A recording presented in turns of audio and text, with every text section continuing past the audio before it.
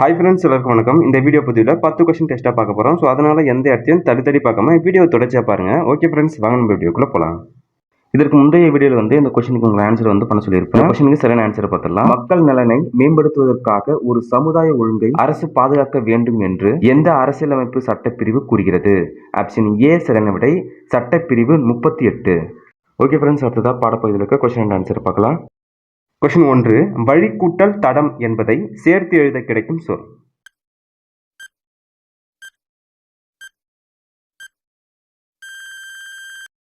Answer வழித்தடம். வழி கூட்டல் தடம் வழித்தடம். அடுத்ததா கொஸ்டின் 2, சிட்டுக்குருவி வாழ முடியாத பகுதி.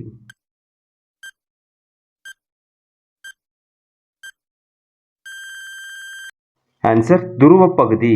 சிட்டுக்குருவி வாழ முடியாத பகுதி துருவ பகுதி. சிட்டுக்குருவி பற்றி நமக்கு பாடம் கொடுத்துருக்காங்க. 6ஆம் வகுப்பு தமிழ் புத்தகம் பக்கம் 32ல் சிறகின் ஓசை. இந்த பாடத்துல இருந்து உள்ள இருக்கிற முக்கியமான கொஸ்டினா பார்த்துடலாம்.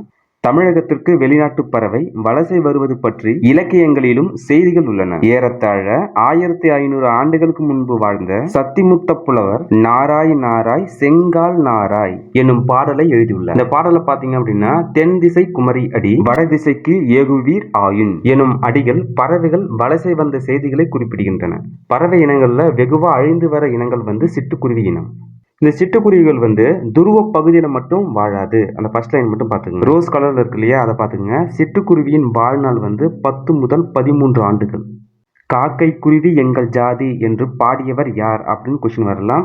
அதை சரியான விடை பாரதியார். அடுத்ததா அந்த பக்கத்துல இருக்க அந்த கட்டத்தை பாருங்க. இந்தியாவின் பறவை மனிதர்.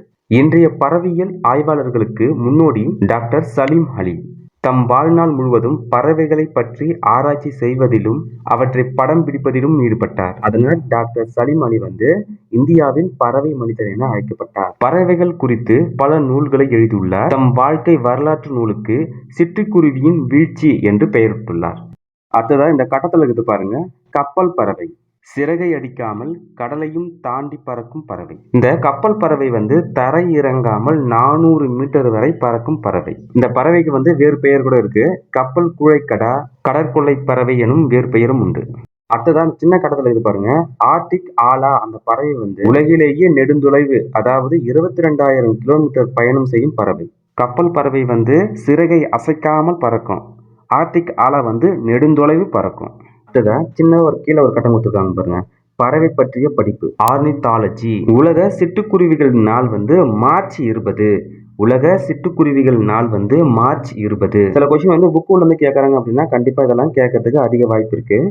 கொஸ்டின் 3, மக்களுக்கு மகிழ்ச்சி தருவது.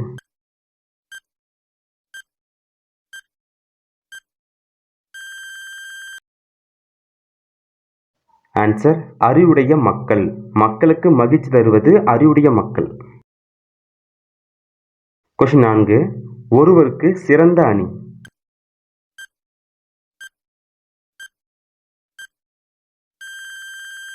ஆன்சர் இன்சொல். ஒருவருக்கு சிறந்த அணி இன்சொல், இனிமையான சொல். ஆன்சர் உடல் நோய்க்கு தேவை.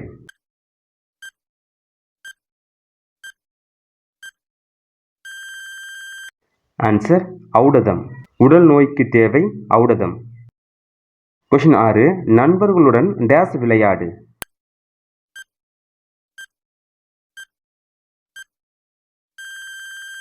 ஆன்சர் ஒருமித்து. நண்பர்களுடன் ஒருமித்து விளையாடு. கொஸ்டின் 7, ஓய்வற என்னும் சொல்லை பிரித்து எழுத கிடைப்பது.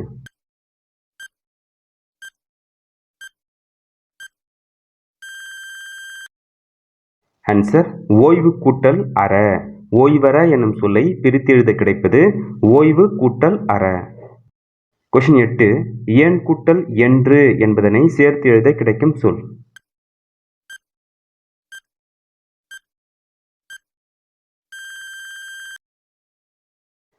ஆன்சர் ஏன் என்று. ஏன் கூட்டல் என்று என்பதனை சேர்த்து எழுத கிடைக்கும் சொல் ஏன் என்று. கொஸ்டின் 9, கண்டறி என்னும் சொல்லை பிரித்து எழுத கிடைப்பது.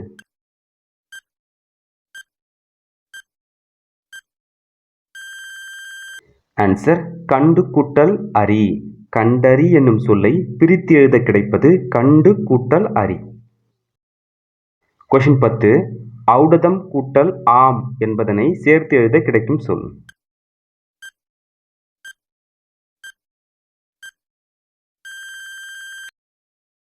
ஆன்சர் ஔடதமாம். ஔடதம் கூட்டல் ஆம் என்பதனை சேர்த்து எழுத கிடைக்கும் சொல் ஔடதமாம். ஓகே ஃப்ரெண்ட்ஸ், இந்த 10 கொஸ்டின்ல நீங்கள் எத்தனை கொஸ்டினுக்கு சரியாக ஆன்சர் பண்ணீங்கன்னு சொல்லிட்டு இந்த வீடியோ கமெண்ட் பாக்ஸில் கமெண்ட் பண்ணுங்கள். 6ஆம் வகுப்பு தமிழ் புத்தகம் பக்கம் 43 முதல் பருவத்தில் தான் சொல்கிறேன். ஸோ இதில் பார்த்தீங்க அப்படின்னா முதல் எழுத்து சார்பு எழுத்துன்னு இருக்கு இல்லையா, இது வந்து பாடப்பகுதியில் 1 மார்க் கொஸ்டின் கொடுக்கல. ஆனால் எக்ஸாமில் இந்த பாடத்துள்ள இருந்து கொஸ்டின் கேட்கறதுக்கு அதிக வாய்ப்பு இருக்குது. எழுத்துக்கள் 2 வகைப்படும். முதல் எழுத்துக்கள் சார்பு எழுத்துக்கள். முதல் எழுத்துக்கள் அப்படின்னா என்ன? உயிர் எழுத்துக்கள் 12ம், அதாவது ஆலேருந்து அ ஆ ஈன்னு வருது இல்லையா, அந்த 12ம், மெய் எழுத்துக்கள் இக்கு இங்கு இச்சின்னு வருது இல்லையா, அந்த 18ம் மொத்தமாக சேர்ந்துச்சு அப்படின்னா அந்த 30 எழுத்துக்கள் இருக்கு இல்லையா, இதுதான் முதல் எழுத்து. பிற எழுத்துக்கள் தோன்றுவதற்கும் இயங்குவதற்கும் இந்த 30 எழுத்துக்கள் வந்து அடிப்படையாக இருக்கிறதுனால இது வந்து முதல் எழுத்துக்கள் என அழைக்கப்படுது. அப்போ சார்பு எழுத்துக்கள் அப்படின்னா என்னது? முதல் எழுத்துக்களை சார்ந்து வரும் எழுத்துக்கள் சார்பு எழுத்துக்கள். அவை 10 வகைப்படும். அவை உயிர்மெய், ஆயுதம், உயிர் அளபெடை, ஒற்று அளபெடை, குற்றிய லிகரம், குற்றிய லுகரம், ஐகார குறுக்கம், ஔகார குறுக்கம், மகர குறுக்கம், ஆயுத குறுக்கம். ஃபர்ஸ்ட் இருக்கிற அந்த 2 மட்டும் பார்த்தலாமா? உயிர்மெய்னா என்ன, ஆயுதம்னா என்ன? உயிர்மெய் அப்படின்னா என்ன? மெய் எழுத்துக்களும் உயிர் எழுத்துக்களும் ஒன்றுடன் ஒன்று சேர்வதால் உயிர்மெய் எழுத்துக்கள் தோன்றுகின்றன. உயிர்மெய் எழுத்தின் ஒலி வடிவம் மெய்யும் உயிரும் சேர்வதாக இருக்கும். இட்டு பிளஸ் அ க. வரி வடிவம் மெய்யெழுத்தை ஒத்திருக்கும். ஒலிக்கும் கால அளவு உயிரெழுத்தை ஒத்திருக்கும். முதல் எழுத்துக்களை சார்ந்து வருவதால் இவை சார்பெழுத்து வகையுடன் அடங்கும். அடுத்ததா ஆயுதம். 3 புள்ளிகளை உடைய தனித்த வடிவம் முப்புள்ளி, முப்பாற்புள்ளி, தனிநிலை, அக்கேனம் என்ற வேறு பெயரும் இதற்கு உண்டு. ஆயுத எழுத்து வந்து நுட்பமான ஒலிப்பு முறையை உடையது. ஆயுத எழுத்து வந்து தனித்து இயங்காது. அந்த கான்செப்ட் வந்து எப்பவுமே மறக்காதீங்க. ஆயுத எழுத்து தனித்து இயங்காது. தனக்கு முன் ஒரு குறில் எழுத்தையும் தனக்கு பின் வல்லின மெய்யையும் பெற்று சொல்லின் இடையில் மட்டும்தான் வரும். எடுத்துக்காட்டு அஃது. முதல் எழுத்துக்களாகிய உயிரையும் மெய்யையும் சார்ந்து ஆயுத எழுத்து இயங்குவதால் ஆயுத எழுத்து வந்து சார்பு எழுத்து என அழைக்கப்படுது. அடுத்ததா பாடப்பகுதியில் இருக்க இந்த நூல்வெளியை மட்டும் பார்த்துடலாம். திருவள்ளுவர் 2000 ஆண்டுகளுக்கு முற்பட்டவர். எக்காலத்திற்கும் பொருந்தும் வாழ்க்கை நெறிகளை வகுத்து கூறியுள்ளார். வான்புகழ் வள்ளுவர், தெய்வ புலவர், பொய்யில் புலவர் என பல சிறப்பு பெயர்களும் இவருக்கு உண்டு. திருக்குறள் வந்து அறத்துப்பால், பொருட்பால், இன்பத்துப்பால் என்னும் 3 பிரிவுகளை கொண்டது. 11 கீழ்கணக்கு நூல்களில் ஒன்று திருக்குறள். 133 அதிகாரங்களையும் 1330 குறட்பாக்களையும் கொண்டது. திருக்குறளில் இல்லாதது இல்லை, சொல்லாததும் இல்லை என்னும் வகையில் சிறந்து விளங்குகிறது. திருக்குறளுக்கு வந்து உலக பொதுமறை, வாயுரை வாழ்த்து என பல சிறப்பு பெயர்கள் உள்ளன.